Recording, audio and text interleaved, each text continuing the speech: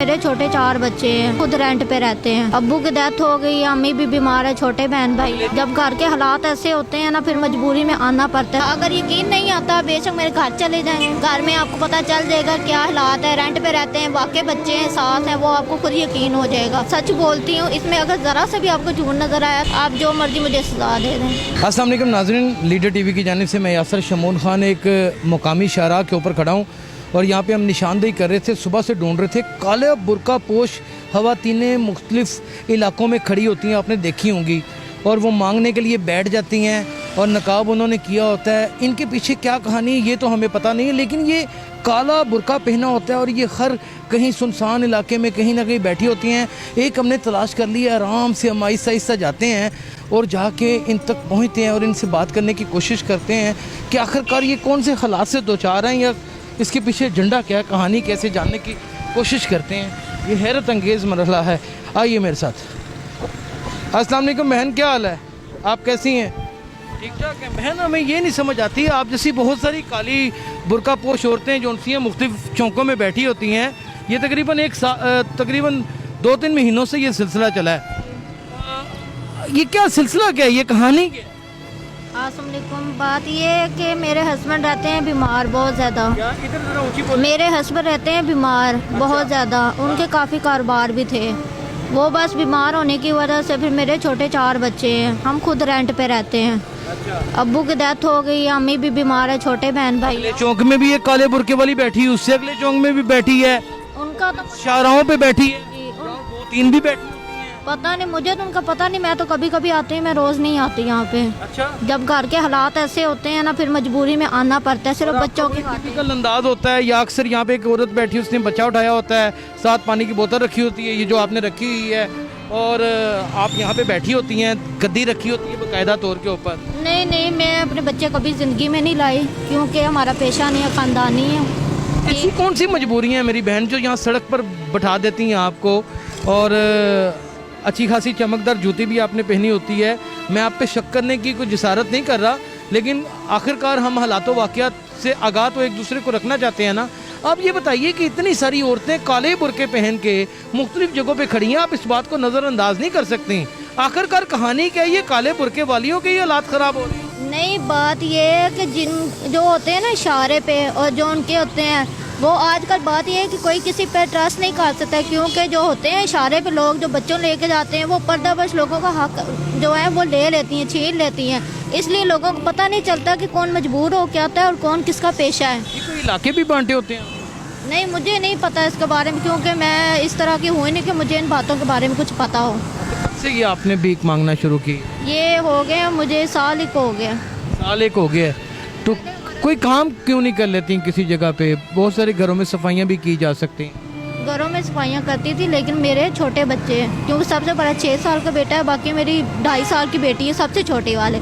मैं अकेली हूँ, हस्बैंड मेरा बीमार रहता है, मेरे साथ और कोई नहीं रहता कि मैं अपने घर का भी करूँ और दूसरों के घर जाके भी पहले मैं करती थी। वो मालिक जो थे वो ये कहते थे कि बच्चे मत लेके आया, क्योंकि शोर करते हैं ज़्यादा। ईजीएस्ट वे आपके लिए ये है कि आप चौक चौराहों में बैठ करके भीख मांगें? नहीं, बात यह है कि अगर हमारा अपना घर इधर हो, कोई हमारी इमदाद कर दे कि हम अपना घर ले लें यहाँ पे, और जो कारोबार मेरे हस्बैंड को कोई दे दें, तो फिर मुझे क्या ज़रूरत है यहाँ पे आने की। नाज़रीन, बात तो सच है ये कि अगर कोई शख्स मदद कर दे, कोई इमदाद कर दे, तो फिर इन लोगों को यहाँ पर बैठने की क्या ज़रूरत है? क्या नाम आप? मेरा नाम शनीला है। शनीला जी। तो कितने बच्चे हैं आप? मेरे 4 हैं, 2 बेटे 2 बेटियाँ। 2 बेटे 2 बेटियाँ हैं। पढ़ी लिखी भी हैं? जी। हाँ। First year. फर्स्ट ईयर से छोड़ दिया पढ़ना, यानी मैट्रिक की हुई है? हाँ, नहीं पहले जॉब करती थी, फिर शादी के बाद। ओवर एज तो नहीं आप? जॉब तो गवर्नमेंट की मिल सकती है, लेकिन वो इतना अफोर्ड नहीं कर सकते, क्योंकि बच्चे छोटे हैं मेरे। बता रही हूँ कि हस्बैंड बीमार है, बच्चों को संभालने वाला कोई नहीं है, मैं अकेली। तारीख यहाँ पे इस वक्त जौन से हैं वो तस्वीर के 2 रुख हैं। ऐसी बहुत सारी ख़वातीन जौन सी हैं वो बैठी होती हैं यहाँ चौक चौराहों में, बुरका पहना होता है उन्होंने, और ये ख़ास टिपिकल अंदाज़ आजकल मांगने का निकला है। और उनमें से बहुत सारी औरतें मजबूर भी होती हैं, जैसे ये शहीना जौन सी हैं, मुमकिन है कि बहुत मजबूर हों, हमें तो पता नहीं है इस हवाले से, लेकिन अक्सर मैं इनको यहाँ बैठे हुए देखता हूँ। अक्सर औकात पानी की बोतल उन्होंने यहाँ पे ऐसे ही रखी होती है, ऐसे ही बैठी होती हैं, और ये सारे मामला जो उनसे हैं वो जूं के तूं चल रहे होते हैं और समझ से बाहर है कि असल कहानी क्या है। आप क्या कहती हैं, किस तरह ये आपको सड़क से उठाया जाए? वो ये बात है कि जो है ना मजबूर लोग, जिनके हस्बैंड बीमार है, जिनके काम काज नहीं है, जिनके रेंट पे घर हैं, बच्चों के लिए उनके पास कोई कारोबार नहीं है कि वो कर सकें, बच्चों को खिला सकें, उनके लिए बेहतर यही है कि वो अगर हमें घर लेके दे दें अपना, हमारी इमदाद करें। हमारे वज़ीर-ए-आज़म घर तो दे रहा है हर एक को, आपको नहीं दे रहा? नहीं, पहले हमने सुना था कि दे रहा था, लेकिन ये है कि जब वो दे रहा था तो ये भी बाद में सुनने में आया था कि वो पहले कह रहा है कि 2 लाख रुपए हमें एडवांस दो पहले। 2 लाख रुपए एडवांस? हाँ जी, उसके बाद हर महीने जो है वो आपको कारोबार, लोगों ने फॉर्म वगैरह भी जमा करवाए थे, लेकिन उसके बारे में कोई फिर बाद में कोई बातचीत नहीं हुई, वो बात ख़त्म हो गई। फिर जो इन्होंने एहसास प्रोग्राम चलाया था उसमें भी हमने सब कुछ वोट किया था, लेकिन उसमें भी हमें कोई जवाब नहीं आया। उसमें उन्होंने कहा नाअहल है, अब इसके हकदार नहीं है। ID कार्ड नंबर जो देते थे। कितना किराया आपके घर? हमारे घर का 10,000 किराया है। 10,000 रुपये? कितने कमरे? 2 कमरे हैं। हाँ जी। किचन बाथ अलग? हाँ जी, हम मियाँ बीवी हैं, 4 बच्चे हैं, एक बेवा सास है। ससुर बेवा कौन है? बेवा मेरी सास है। आपकी सास? हाँ जी, शोर फोत हो गया उनके। तो महीने का कितना कमा लेती हैं? क्या महीने का इस तरह यहाँ पे 300-400 बनता है, जिसकी ये लॉकडाउन जब से हुआ है ना, काम बिल्कुल भी नहीं है। 3 से 400? हाँ जी, बिल्कुल भी काम नहीं है। अगर यकीन नहीं आता बेशक मेरे घर चले जाएं, घर में आपको पता चल जाएगा क्या हालात है। रेंट पे रहते हैं, वाकई बच्चे हैं, सास हैं, वो आपको खुद यकीन हो जाएगा। क्योंकि अब अज़ान हो रही है, झूठ बोलने की तो कोई ज़रूरत है ही नहीं है, क्योंकि अज़ान के वक्त कहते हैं ना अल्लाह जो मैं सच बोलती हूँ, इसमें अगर ज़रा से भी आपको झूठ नज़र आया तो आप जो मर्जी मुझे सजा दे दें। नाज़रीन देखें यहाँ पे सूरत हाल कितनी ज़्यादा गंभीर है। हर शख्स ही मौत के शिकंजे में आया खड़ा है, लेकिन ये कि आज हमारे घर की बहू बेटियाँ, नौजवान नस्ल सड़कों के ऊपर भीख मांग रही हैं और उस नहज के ऊपर खड़ी हैं जहाँ पे शायद अल्लाह ताला माफ़ फरमाए दुश्मन की बेटी भी ना खड़ी हो। शुरू से जब से हम पैदा हुए हैं ना यहाँ पे, मेरे अब्बू थे, उनका अपना घर था यहाँ पे, जाती फ़ौज में थे, बिल्डर। अच्छा उन्होंने खिलाया, अच्छा पिलाया है। जब से शादी हुई है 6 साल मेरे हस्बैंड ने कमाया, उन्होंने कमा के दिया, कभी ज़िंदगी में तकलीफ़ नहीं होने दी किसी चीज़ की। बस लोगों से ऐसे है कि लोग नहीं देख सकते किसी को कि कोई खुशहाल है क्या है। आजकल दूसरे काम भी चल पड़े, लोगों ने वो करवाने शुरू किए, वो हस्बैंड बीमार रहने शुरू हो गए, सारे काम उनके ख़त्म हो गए। फिर बच्चे घर में 1 रुपया नहीं था, घर में राशन तक नहीं था, बच्चों को मैं खिलाऊँ, बच्चे रो रहे थे। मजबूरी में आके फिर ये कदम उठाया, वो भी कभी कभी जब ज़्यादा तंग होते हैं घर में हालात नहीं। अब मैं 3 दिन से घर बीमार थी, दवाइयाँ आ रही, सब कुछ घर में, 1 रुपया नहीं था, बच्चे रो रहे थे, आटा भी ख़त्म हुआ, तो फिर मजबूरी में आई हुई है। आप तो पूरे माशरे की जिम्मेदारी है, आपको क्या लगता है कि आपको अगर माशरे को कोई मैसेज देना चाहिए अपने लिए तो क्या मैसेज देंगे? मेरे तो यही मैसेज है कि मैंने आप पे शक किया कि पता नहीं आप एक माफिया की तरह यहाँ पे बैठी हुई हैं, पता नहीं और भी लोग कितने आप लोग के ऊपर शक करते होंगे, किस तरह नेगेटिव जहनियत के साथ सोचते होंगे, यही बात है। बुरी नज़रों से भी देखते होंगे। दुनिया में लोग बुरी तरह नज़रों से भी देखते हैं, लेकिन कहते हैं कि जब तक अपनी नीयत साफ हो ना, कोई कुछ नहीं कह सकता। मैं साफ हूँ, मैं ठीक हूँ। रिस्पॉन्स अगर आपकी जानिब से नहीं है तो कोई कुछ नहीं होता। नहीं, कोई कुछ भी नहीं कह सकता, क्योंकि मैं ठीक। नौकरी का क्यों नहीं हुकूमत से कहती हैं? आप कहें ना, अभी आप अब जैसे जिस तरह के अदारे बने हैं, जिस तरह लोग गरीबों को देते हैं, अगर वो इस तरह अमीर लोगों को भी तो अल्लाह ने दिया हुआ है ना, लेकिन अल्लाह इनसे ये पूछेगा भी कि किसी गरीब की अगर हेल्प कर दें तो किसी का कोई फ़र्क नहीं जाता। अगर किसी का कोई घर उसको अपना दे दें तो वो इस तरह रोडों पे ना करें। जो जिन लोगों के पेशे हैं वो तो करते ही रहेंगे, लेकिन जो इस तरह पर्दापोश लोग हैं ना, उनके लिए ये मजबूरी, उनके लिए ये परेशानी है कि वो किस तरह अपने बच्चों को खिलाएं, किस तरह रेंट दें, किस तरह गैस बिल का करें, किस तरह बीमारियों का करें। 2 स्कूल जाने वाले मेरे 2 बच्चे हैं, स्कूल बंद है, ट्यूशन जाते हैं, उनकी भी फीस है, वो कहाँ से इंसान पूरा करें? काम है नहीं है, परेशान होकर आती, 200-300 400 बन जाता है, बच्चों के लिए जाकर दूध उनके लिए चीज़ वगैरह ले जाते, बस ऐसे गुजारा चल रहा, किराया तक नहीं पूरा हो रहा। आप हुकूमत से कहें ना अपने लिए कि कोई कुछ करे। ये तो आपकी हालत देखने के बाद यहाँ पे आपको बैठा हुआ देखता हूँ जब मैं, तो मेरा तो सीना फट जाता है।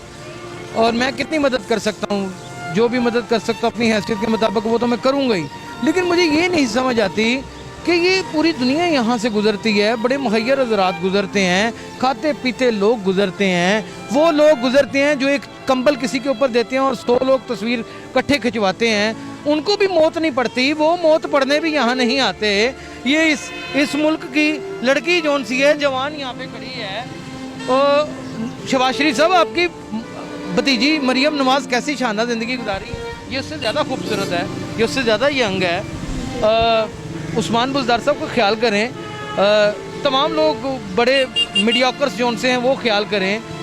कौन रहम खाएगा इनके ऊपर? ये आपके सजदे सजूद तो आपके लिए हैं, लेकिन बख्शिश तो आपकी खलकत खुदा में है। तो खलकत खुदा की जवान बच्चियां तो सड़क के ऊपर दस्तों के बेशक गरीब है, लेकिन देने वाले तो उसको अल्लाह की जात है ना। अगर वो किसी गरीब का भला कर, सब ने लेके कोई कब्र में तो नहीं चले जाना, लेके किसी ने भी नहीं जाना। बेशक अल्लाह ने इनको दिया हुआ है, वो यहाँ का यहीं रह जाना है। एक खाली हाथ आए और खाली हाथ ही वापस जाना है। अगर आप सच में मजबूर हैं? जी हाँ, आपको मेरे नहीं यकीन, आपको आप पूरे यकीन से इस बात को कह पूरे। अब नाज़रीन, जब कोई शख्स जिम्मेदारी के साथ अपना आईडी कार्ड होल्डर भी हो और शहरी भी हो पाकिस्तानी का, और पूरे यकीन के साथ इतने एतमाद से ये बात कर रहा हो, तो महाल है, तुफ है, हैफ है उस शख्स के ऊपर जो उससे कसम उठवाए या उसके ऊपर मज़ीद शक करे या उसके ऊपर तानाकशी करे। हम लोगों को चाहिए कि हम अपनी हुकूमतें तो हमारी शायद बेशर्मी के आखिरी एक कह लीजिए कि पहाड़ के ऊपर खड़ी हैं सिविल हुकूमतें।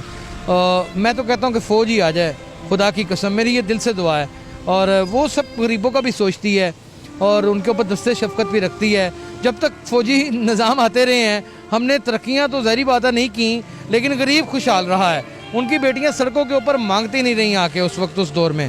तो आज तो हमारी बेटियाँ, जवान लड़कियाँ सड़कों के ऊपर ना सिर्फ मांग रही हैं, बल्कि अपनी ज़ात के साथ ऐसा दस्तों गिरेबा हुई पड़ी हैं कि हर शख्स के लिए तमस्कर बनी पड़ी हैं या फिर उनके लिए शकूक व शुबात बनी पड़ी। किसी की भी ना लाए अल्लाह, ऐसे कभी भी किसी को ऐसे दिन ना दिखाए ज़िंदगी में जो अब हालात चल। आप फाइनली हुकूमत को कुछ कहना चाहती हैं तो कहना। मैं तो यही कहती हूँ कि जितने भी गरीब लोग हैं वो उनकी मदद करें, उनको अपना घर दें, उनको रोज़गार दें। ये नहीं कि एक दफ़ा ये कह दिया कि हाँ जी एहसास प्रोग्राम वाले पैसे दे रहे हैं, फ़लानी जगह ये हो रहा है, फ़लानी जगह जो हो रहा है। अब एहसास प्रोग्राम वालों का मैसेज भी आया है, लेकिन हमने 10 चक्कर लगाए हैं ये बैंकों में, उन्होंने कहा है हमारे पास ऐसा कोई मैसेज नहीं आया। घरों के फार्म ये वो कुछ भी नहीं होता, ये सब ड्रामेबाजी है, ऐसा तो होता ही कुछ नहीं है। ये दिखावा ये करने की कोई ज़रूरत नहीं है। अल्लाह को ये दिखावा पसंद नहीं है। अगर आप दिखावा करोगे तो वही उल्टा अपने ऊपर भी आएगा। ये भी आप सोच लें कि अगर किसी गरीब की बददुआ भी लग जाए ना तो वो भी अल्लाह सुन लेता है। वो कहता है कि नहीं। अपना नाम बताइए। मेरा शनीला है। शनीला, आप दे दें दुआ जो भी देनी है, हाथ उठाएं और देते हैं। मैं तो अल्लाह से यही दुआ करती हूँ कि ये जो वज़ीर आज़म इस दुनिया में आया है ना, अल्लाह उसको हिदायत दे। ऐसी नौबत कभी पहले नहीं आई थी जो अब आई है नौबत। गरीबों का एहसास कर। इससे पहले भी वज़ीर आज़म जो आए हैं उन्होंने भी कुछ नहीं किया। महंगाई नहीं थी जो इस दौर में अब कर। आप अपने लिए बात करें, लोगों हुकूमतों से दुश्मनी ना लें, अपने लिए मांगे जो मांगे। अपने लिए यही दुआ करती हूँ कि जिनको अल्लाह ने दिया हुआ है ना, वो अगर मेरी मदद कर दे, मुझे अपना घर दे दे, मेरे हस्बैंड के लिए कोई कारोबार दे दे, मेरे बच्चों के लिए कर दे, तो मुझे कोई जरूरत नहीं है यहाँ आने की। 2 वक्त की रोटी का इंतज़ाम कर दें, इसको अपना घर ले दें, इसके बच्चों के ऊपर एक छाँव कर दें, छत दे दें। इसे क्या ज़रूरत पड़ी है इन चौक चौराहों में, बाज़ार में आ करके इस तरह भीख मांगने की, लोगों की नज़रों में आने की।